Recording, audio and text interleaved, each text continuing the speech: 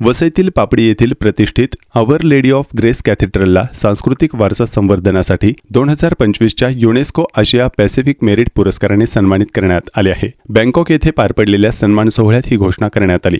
युनेस्कोने जाहीर केलेल्या या सर्वोत्कृष्ट 10 संवर्धन प्रकल्पात वसईतील पापडी येथील 475 वर्ष जुन्या अवर लेडी ऑफ ग्रेस कॅथेड्रलचाही समावेश आहे। वसईतील हे चर्च 16व्या शतकातील पोर्तुगीज स्थापत्य शैलीचा एक उत्कृष्ट नमुना असून या ऐतिहासिक वास्तूचे संवर्धन करण्यासाठी सुमारे ₹5.5 कोटी रुपयांचा निधी गोळा करण्यात आला होता। या चर्चच्या नूतनीकरणाचे वैशिष्ट्य म्हणजे सिमेंटचा वापर न करता पारंपरिक पद्धतीने चुन्याचा वापर करून चर्चची डागडुजी करण्यात आली आहे। मुंबईचे प्रसिद्ध वास्तुविशारद संस्था सवानी हेरिटेज कॉन्व्हर्सेशन वसईतील गिरीज येथील सिक्वेरा फाईन आर्ट आणि स्थानिक कुशल कामगारांच्या मदतीने 2023-24 वर्षात चर्चच्या जीर्णोद्धाराचे काम करण्यात आले। तसेच चर्चच्या गाभाऱ्याचा भाग लाकडाच्या कोरीव कामाने सजवण्यात आला आहे। महाराष्ट्रातील ख्रिस्ती धर्माच्या प्रसाराचा हा एक जिवंत पुरावा असून पारंपरिक कारागिरीचा वापर करून या वस्तूचे केलेले जतन कौतुकास्पद आहे। पारंपरिक हस्तकलेचा आणि कोरीव कामाचा सूक्ष्म आणि जाणीवपूर्वक वापर केल्यामुळे प्रार्थनास्थळ पुन्हा जुन्या वैभवात नटले आहे, असे युनेस्कोने आपल्या प्रशस्ती पत्रकात म्हटले आहे। 2000 सालापासून दरवर्षी युनेस्कोकडून सांस्कृतिक वारसा जपणाऱ्या विविध देशातील वास्तू, वसाहती आणि प्रकल्पांना आशिया पॅसिफिक पुरस्काराने सन्मानित करण्यात येते। यंदा या पुरस्काराला 25 वर्षे पूर्ण झाली असून रौप्य महोत्सवी वर्षात आशिया पॅसिफिक क्षेत्रातील 10 उत्कृष्ट प्रकल्पांना त्यांच्या संवर्धन कार्यासाठी सन्मानित करण्यात आले आहे। इतक्या वर्षात पहिल्यांदाच पुरस्कारासाठी सर्वाधिक नामांकने प्राप्त झाली असल्याचे आयोजकांनी सांगितले। या वर्षीचा सर्वोच्च बहुमान असलेल्या अवॉर्ड ऑफ डिस्टिंक्शन या पुरस्काराने जपानमधील ओडा येथील इवामी गिन्झान ग्रंथालय संवर्धन प्रकल्प आणि चीनमधील शंघाई येथील ऐतिहासिक सिहांग वेअरहाऊस संवर्धन प्रकल्प यांना गौरवण्यात आले। एकूण 16 देशांमधून 90 नामांकन पुरस्कारासाठी प्राप्त झाली होती।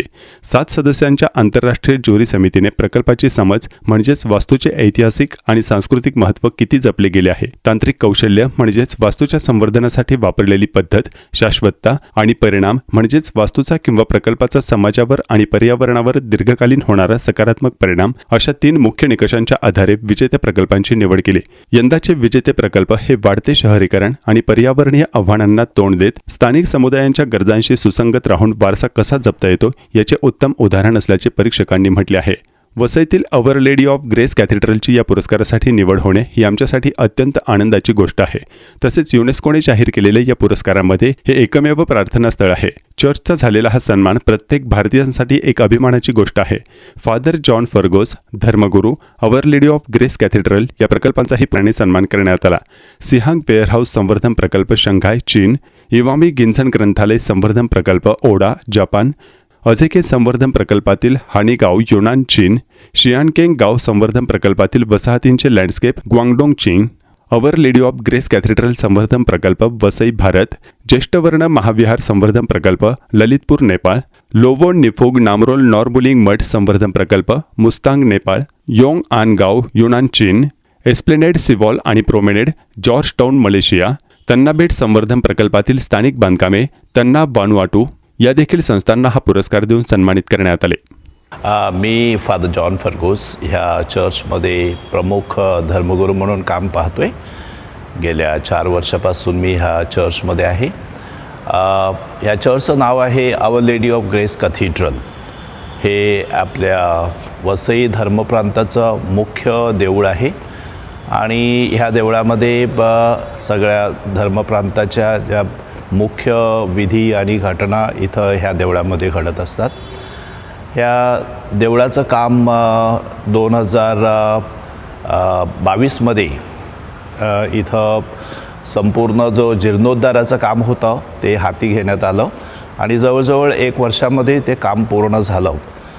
हे जे चर्च आहे हे चर्च जे आपल्या भारतामध्ये जी जास्त म्हणजे 100 वर्षापेक्षा जास्त वर्ष ज्या वास्तू आहेत किंवा ज्या इमारती आहेत किंवा जी मंदिरं आहेत ते हेरिटेजमध्ये गणले जातात।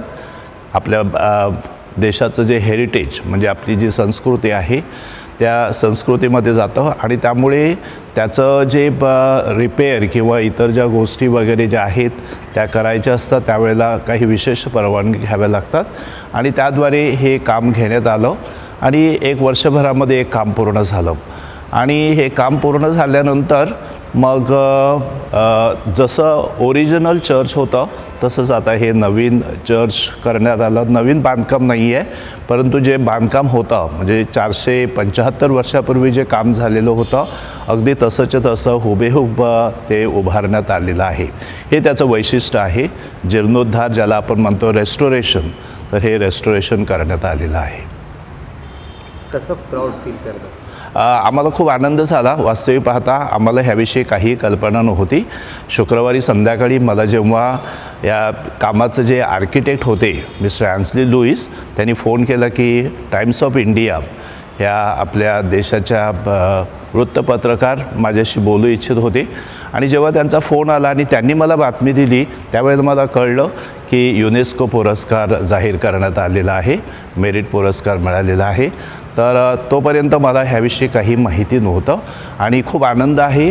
केवळ आमच्यासाठी नाही तर आपल्या संपूर्ण देशामधून ह्या वास्तूची निवड करण्यात आलेली आहे. ही खूप अत्यंत इतिहासाच्या दृष्टीनं फार महत्त्वपूर्ण घटना आहे.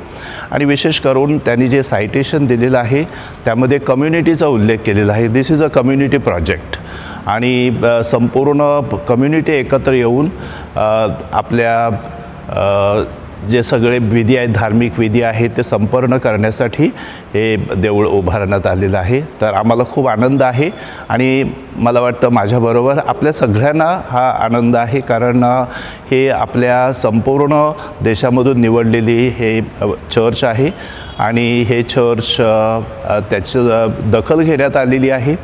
त्याबद्दल आम्हाला खूप आनंद आहे.